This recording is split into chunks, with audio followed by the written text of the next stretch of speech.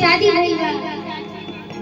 खैर शादी तो हो गई बा, विदाई भी हो गई बा, लेकिन बात अब सुहाग वाला रात के। लेकिन सुन ला, घर छोड़ के तो ये शादी जब कर लेला तो घर छोड़ के तो ये मत ना तो तार पापा जी नंबर लगावे लगी, ध्यान में रखी हो।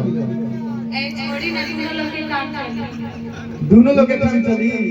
अब बुझाते बा दोनों एक आदमी के तो नहीं चली, एक आदमी के पापा चल। डेराइल ना जला, सामने तक गाओ। हां देखी सुहाग रात में सिर्फ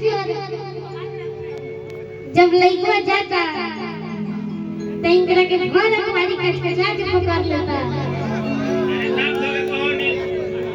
तो लइकिया कह दिया, ये राजा जी बस आज भर रोरा बर्दाश्त कर ली, कैसे कि आज हमरा बाबा के मान हो, हमरा घर के बड़ बुजुर्ग बतैलक खलो कि हमरा बाबा के मान हो, तो आज बस सबर कर ली, अपना दिल के मना ली। कल से फिर 20-20 खेलेंगे, 50-50 जौन मन खेलेंगे।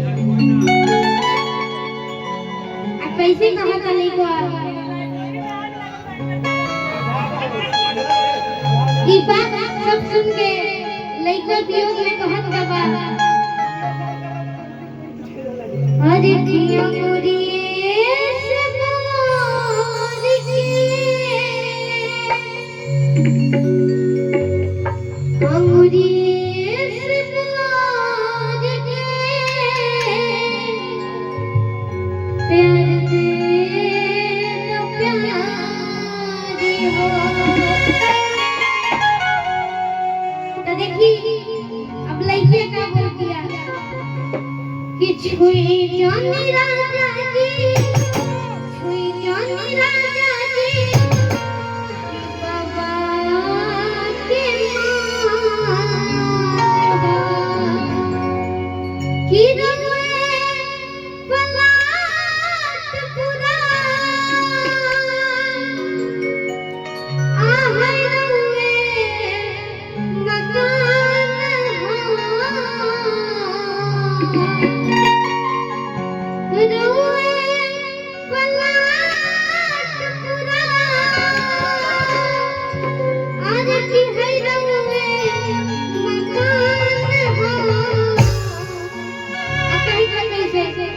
छुई जानी राजा जी, छुई जानी राजा जी बाबा के